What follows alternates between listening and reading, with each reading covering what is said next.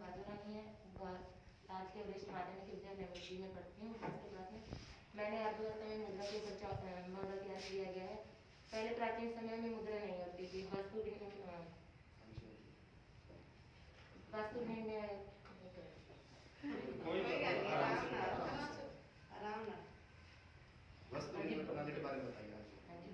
प्रणाली में वस्तु को एक दूसरे के साथ लेन देन, वस्तुओं का लेन देन किया जाता था पहले की, जैसे कि गेहूं के बदले बाजरा देते थे।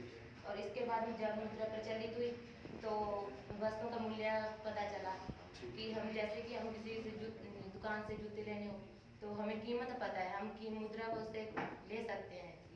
और इसके बाद ऑनलाइन डिजिटल हुआ, हम घर ऑनलाइन में जैसे भी हम कोई भी काम कर सकते हैं घर में बैठे, जैसे कि बैंक में पैसा निकालना हो, जहाँ जमा करना हो, ये वाला काम कर सकते हैं। मेरा नाम कोमल है, मैं कॉमर्स केमिस्ट्री में प्लस 2 की स्टूडेंट हूँ। मैंने अर्थव्यवस्था के फैक्टर ऑफ प्रोडक्शन पर मॉडल बनाया है। फैक्टर ऑफ प्रोडक्शन के 4 पार्ट होते हैं: भूमि, श्रम, पूंजी और उद्यमी। चारों ही अर्थव्यवस्था में बहुत महत्वपूर्ण होते हैं। भूमि, किसी भी चीज़ को शुरू करने के लिए भूमि बहुत महत्वपूर्ण होती है। दूसरा है लेबर। लेबर किसी भी काम को करने के लिए लेबर बहुत ही इम्पोर्टेंट होते हैं। थर्ड है पूंजी। किसी भी कार्य को करने के लिए पूंजी की जरूरत होती है। पूंजी से ही हम किसी भी जगह पर खरीद सकते हैं। हम लेबर को उसके काम के बदले पूंजी देते हैं। और इन सब के बाद उद्यमी आता है। उद्यमी तो किसी भी उद्योग को शुरू अपने लाभ कमाने के लिए करता है।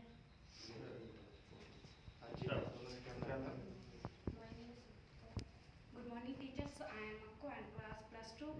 सर, हमारे अर्थव्यवस्था के 3 सेक्टरों से प्राथमिक, द्वितीयक और तृतीयक, हमने द्वितीयक पर अपना मॉडल बनाए। इसमें उद्योगों के बारे में बताया। हमारे देश में जैसे जैसे विकास हो रहा है, उद्योगों की संख्या भी वैसे वैसे बढ़ती जा रही है और हमारे यहाँ उद्योग लग रहे हैं। आपके क्षेत्र में, इस क्षेत्र में किस तरह का उद्योग ज़्यादा देखने को मिलेगा या किस तरह का उद्योग ज़्यादा कामयाब है? यहाँ देखते हैं, मान लो यहाँ कोई किस तरह की फैक्ट्री कामयाब है? ज़्यादातर गेहूँ, जैसे गेहूँ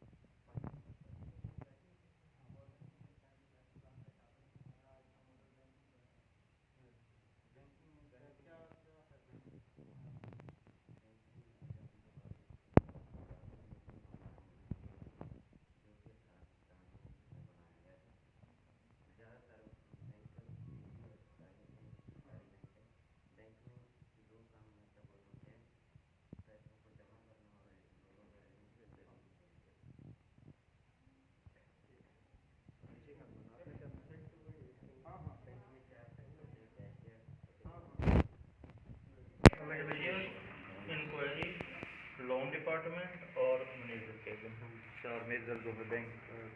बहुत बढ़िया। आपने क्या मॉर्निंग सर, मेरा नाम हरमनप्रीत नमस्कार है। मैं राजकीय वरिष्ठ माध्यमिक विद्यालय बेट्टी में पढ़ती हूँ। मैंने मांग के नियम पर मॉडल बनाया है। मांग के नियम से पता चलता है कि अगर किसी वस्तु की कीमत बढ़ जाती है तो उसकी मांग कम हो जाती है, और अगर कीमत कम हो जाती है तो मांग बढ़ जाती है। इसकी व्याख्या मार्शल ने अपने शब्दों में की है। उन्होंने कहा है कि अगर किसी वस्तु की कीमत में कमी हो जाती है तो उसकी मांग बढ़ जाती है, और कीमत में देरी होने से मांग कम हो जाती है। इसे हम वक्ता के द्वारा भी समझ सकते हैं। इसके द्वारा कैसे समझाएं? सर, अगर किसी वस्तु की प्राइस बढ़ जाती है, प्राइस तो जैसे सोने की बहुत ज़्यादा बढ़ गई, तो इसका मतलब क्या हो गया? उसकी मांग बढ़ गई। तो प्रोडक्शन से कोई इन चीज़ों पे असर पड़ता है कि नहीं? उस चीज़ की प्रोडक्शन से मान लो प्याज की बढ़ोतरी अगर होगी, कीमत डाउन होएगी या ज़्यादा होएगी? अगर प्याज की कीमत बढ़ जाएगी तो हाँ। उसकी जो मांग है वो कम होगी। कीमत बढ़ने से कम होएगी। ठीक है, चलिए। आपने 3 प्रकार की वस्तुओं का अध्ययन किया ना? हाँ। आरामदायक वस्तुएं, विलासता की हाँ। वस्तुएं और गिफिन वस्तुएं। हाँ। तो आप आरामदायक के बारे में बताएं पहले। आरामदायक तो लग्जरी वस्तु मतलब जो हाँ। अपने कंफर्टेबल के लिए जाती है, जो महंगी। तो उनकी कीमत बढ़ने पे डिमांड पे क्या असर आएगा? उसकी कीमत बढ़ने पे मांग पे भी कम होगी या ज़्यादा होगी? आरामदायक लग्जरी की वस्तु की बात करें। ठीक है, अच्छा है भाई, बहुत ही बढ़िया प्रयास है बच्चों। वास्तव में हमें जो पढ़ाई है ना हमारी, ये बनाना अच्छा लगा। कितने बच्चे हैं जिनको अच्छा लगा ये इस तरह से काम करना? और कितने बच्चे हैं जो अपना प्रोजेक्ट सबको अच्छे से समझा सकते हैं? आपने जो बनाया है उसको अच्छे से एक्सप्लेन भी कर सकते हैं। जिस दिन आप अपने पढ़ी हुई वस्तु को पढ़ाना सीख गए, आपको पेपर की तैयारी, वो टेंशन, वो जो बोरियत होती है, वो चीज़ें नहीं आएंगी। क्या आएगा? आपकी रुचि बढ़ेगी। पक्का दिमाग पे सारी उम्र रहेगा। आप कोई धंधा करोगे, सारी उम्र याद रहेगा। ताउम्र पेपर कभी भी आ जाए, कोई कंपटीशन आ जाए, जितने कंपटीशन है उनमें यही आता है।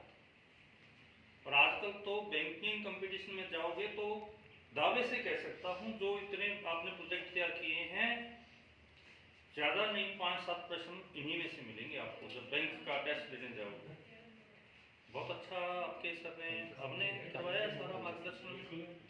बेटा एक सेशन और होना चाहिए जब भी कोई प्रोजेक्ट तैयार करते हैं। सभी बच्चों को अपना अपना प्रेजेंटेशन देंगे जैसे आपने हमें बताया, लेकिन दूसरे बच्चे प्रश्न जरूर पूछेंगे। और जब आपसे प्रश्न पूछे जाएंगे, जैसे आप अपने सर से पूछते हैं, फिर हम क्या करेंगे, उन प्रश्नों का उत्तर भी ढूंढेंगे। और जब हम प्रश्नों का उत्तर देने में सक्षम हो जाएंगे तो हमें उस विषय का पूरा ज्ञान, परफेक्शन जो है वो हम प्राप्त कर लेंगे। जब हम किसी विषय पर कमांड कर लेंगे, हम इस योग्य हो जाएंगे कि उस विषय का हर पहलू हम बता पाएंगे, तो फिर हमें रट्टा लगाने की जरूरत नहीं, किताबें ज़्यादा खोल कर देखने की जरूरत नहीं, कोई ज़्यादा किसी से पूछने की जरूरत नहीं। हम पूछने की बजाय हम इस स्तर तक अपने आप को विकसित करें, सक्षम बनाएं, इतना योग्य बनाएं कि हम हाथ उठाकर कहें कि मैं बताऊं या मैं बताऊं।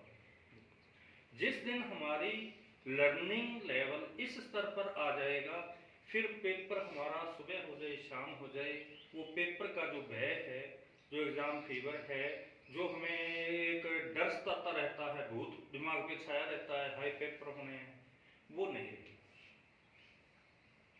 फिर हम कंपटीशन में जाएंगे तो हम बड़े कॉन्फिडेंस के साथ, प्रोजेक्ट वर्क 2005 में हमारे यहाँ शुरू हुआ था।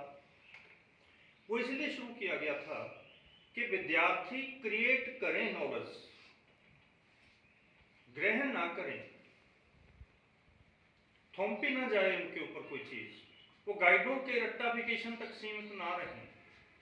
उनका क्रिएटिव पार्ट, रचनात्मक शक्ति दिमाग की, जैसे आपको बनाने में कई और बातें भी दिमाग में आई होंगी, इसमें सुधार की और गुंजाइश है, वो आपके दिमाग में आया होगा कि इसको मैं और अच्छा प्रोजेक्ट को बना सकता हूँ। जब हम और अच्छा बनाएंगे तो हमारे जो है दिमाग के अंदर जिज्ञासा का, जानने का स्पेक्ट्रम दिमाग का बढ़ जाएगा। फिर हम उस विषय पर और भी जानने का प्रयास करेंगे, उसमें एडवांसमेंट लेवल पे भी जाएंगे। हम सामान्य स्तर से हम आगे और फिर हम एडवांसमेंट पे भी जाएंगे। हम उस विषय को हम सर्च भी करेंगे, हम चाहे कहीं से भी सर्च करना पड़े, और जो लेटेस्ट करंट जो उस विषय का ज्ञान है वो भी हम अर्जित करेंगे। जब हम एडवांस, युग है एडवांसमेंट का, युग है सुपर इंटेलिजेंस का, क्षेत्र कोई भी चुने, जब हम अग्रणी पंक्ति में होंगे तो हमें कोई समस्या नहीं रहेगी, वरना हम एवरेज में रहेंगे तो हमारी मांग, अभी बताया, मांग हमारी कम हो जाएगी, हमारी क्वालिटी अच्छी होगी, हमारी मांग रहेगी। बड़े आराम से आप बैंकों में जाएंगे, कोई बड़ी बात नहीं कि बहुत बड़े स्कूल में, बहुत बड़े शहर में जाकर ही आप बैंक में जा सकते हो, या बहुत बड़े कोचिंग सेंटर में, इससे बढ़िया कोचिंग वाले भी नहीं करवाएंगे। इस तरीके से आप सीखोगे। ये तो चलो बहुत अच्छा प्रयास है आपके सरकार के, इन्होंने, मैं तो अप्रिशिएट करूंगा जोर से, इनको तालियां भी लगाएंगे सबके लिए। काफी समय से हम इस तलाश में हैं कि विद्यार्थियों को पढ़ाने की बजाय उनको सिखाया जाए, उनको ज्ञान देने की बजाय ज्ञान ग्रहण करने के मौके दिए जाएं।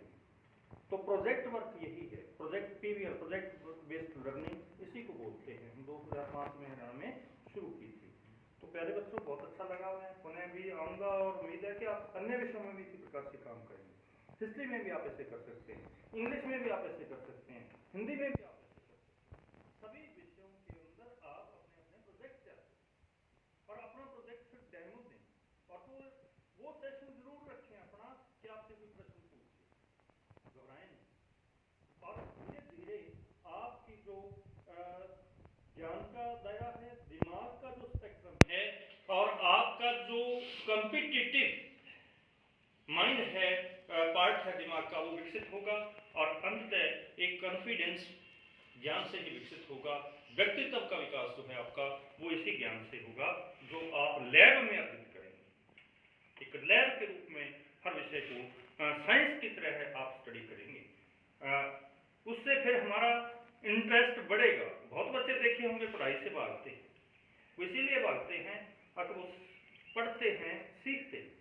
हमें सीखना है, हर विषय के ऊपर हमें कमांड जो है अर्जित करनी है, रट्टा नहीं लगाना, दिमाग को ऊपर वजन नहीं डालना, बोझ लगता है ना कोई चीजें और सर भी चकराने लगता है, तो ऐसा नहीं होगा जब आप इस प्रकार से काम करें।